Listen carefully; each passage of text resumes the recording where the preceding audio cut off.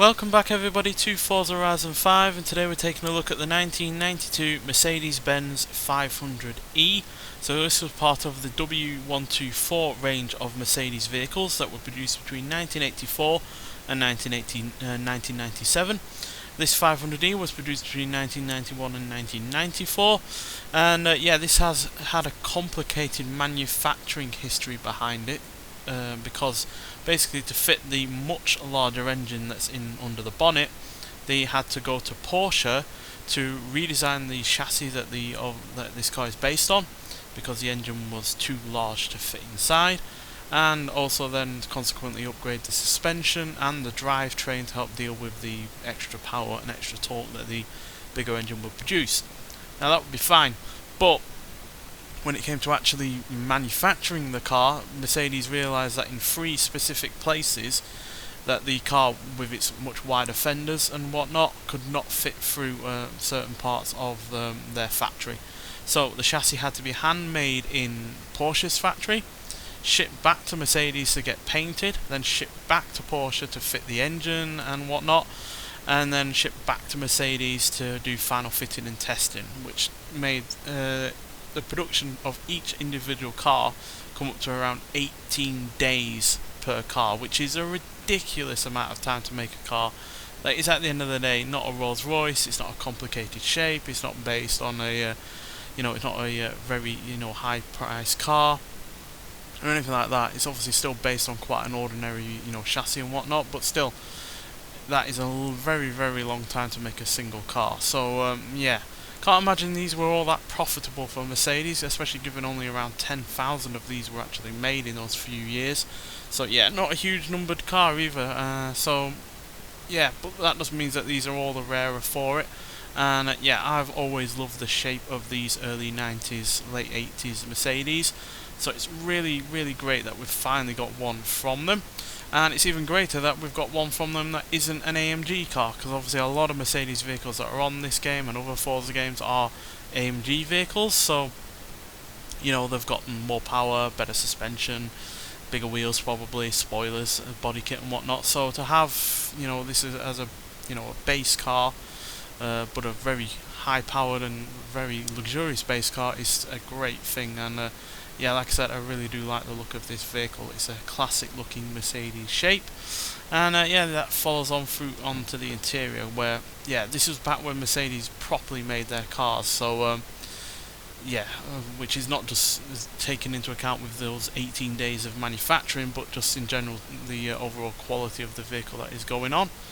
So yeah, obviously you don't have a lot of equipment in here. This is no S-Class Mercedes, and it's not a modern E-Class or anything like that, but everything's there that you'd want it to be. It's got a 4-speed automatic gearbox, so it's as easy as anything to drive. And yeah, you've even got airbags from the early 90s, which obviously was not commonplace at the time. Not entirely sure what the red bit on the seat there is though. That is not something I've seen before, but yeah, I could not find anything about that, unfortunately. But still, you've got plenty of leg room in the back, as you'd expect from a executive class car.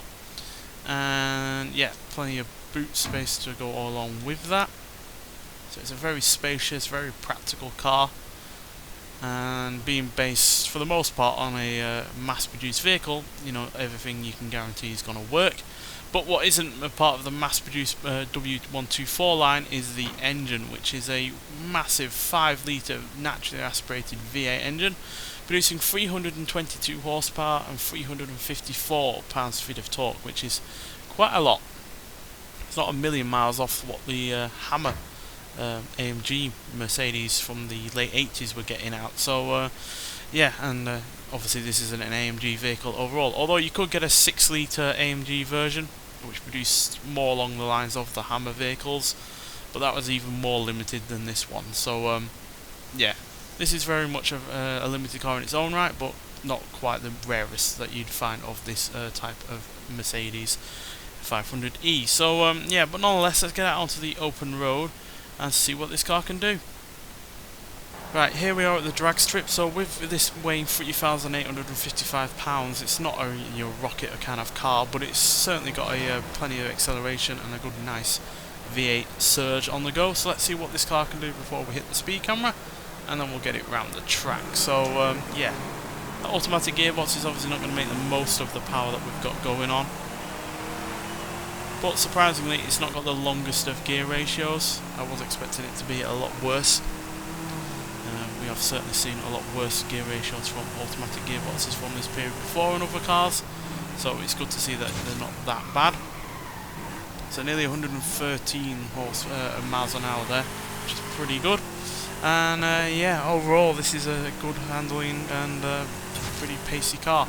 So the engine and brakes on this are actually taken from the SL500, which is, you know, the more Grand Tourer sporty kind of car from Mercedes. And yeah, to help it deal with the you know, the extra oomph that it's got going on over the standard, you know, kind of W124. It's got a 38mm wider track, which is why it has those wider fenders on the sides there, and it's also got a 23mm lower profile, which basically means that it's got lower suspension. So again, to help deal with the extra power that it's got going on. So we're low-end B class. And yeah, the stats aren't the greatest thing in the world. The speed is pretty great and the handling is decent, but acceleration, launch and braking leave a little bit to be desired in terms of stats overall. But being low-end B class, it means that you've got plenty of, you know, PI to play with to get it higher in B class to race around with, and then obviously if you go into A class, then you're going to really have a lot to play with. So yeah, plenty of room to upgrade and make this even better. But I personally love the way that this car drives and handles even in stock form. So let's see what it sounds like first, and then we'll talk about it some more.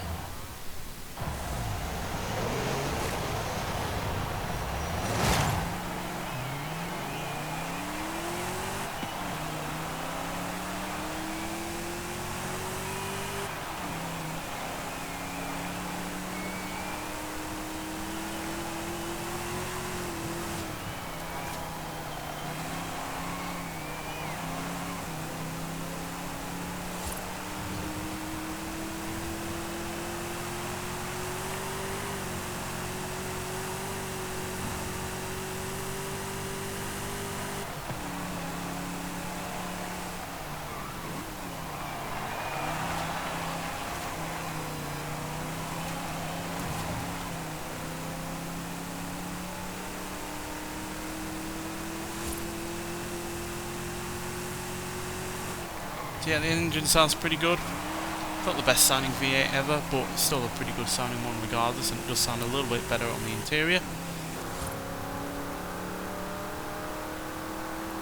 as you no doubt heard there. So yeah, acceleration wise it's pretty solid as well. 0-60 in 6.1 seconds, which for a, you know, near £4,000 saloon car is pretty damn great. 0-100 is dealt with in 14.6 seconds, and it going to a top speed of an unlimited top speed of 172 miles an hour. Although obviously a lot of Mercedes back then were limited to 155, but still that is pretty damn good as well. So yeah, all in all, in terms of acceleration and speed, this is a top-notch car. And surprisingly, given the amount of weight that it's got going on and the fact it's not an AMG Merc, it handles pretty solidly as well on top of that. No, it's no sports car, and it does like to oversteer here and there, but you can tell that they've done some work on it to keep it, you know, straight and true and make sure it doesn't spin out or anything like that. And obviously the automatic gearbox is holding some of that power behind, you know, because typical automatic gearbox, it's not, you know, letting you stay in the torque curve or the horsepower, keeping it at the top end all of the time. But still, it works well enough, and yeah, the handling is more than able to deal with the power and the torque that it has going on. So yeah, overall a really cracking car. I really just jumped up and down for joy when I heard that this was going to be added to the game, and yeah, it has not disappointed. I really do feel that we have a very underrepresented car list in terms of early 90s, 80s, 70s German cars, quite frankly. We really do not have that many. BMW obviously are quite represented in terms of their 80s or 70s cars. You know, you got the 2002 turbo, then you got the M5, the M3 and whatnot, but Mercedes, well, yeah, we don't really have that much, so it's nice to see that we're getting more from them, and yeah, I'd love to see more from this kind of period, from the likes of Mercedes, to be honest, Audi as well for that matter on top of that. But yeah, nonetheless, thank you for watching. You can get this car in the Festival Pairs for only 20 points, so it won't take you very long to get it. And yeah, it's well worth putting in the effort to get this car. So yeah, I'll see you in the next one. Bye.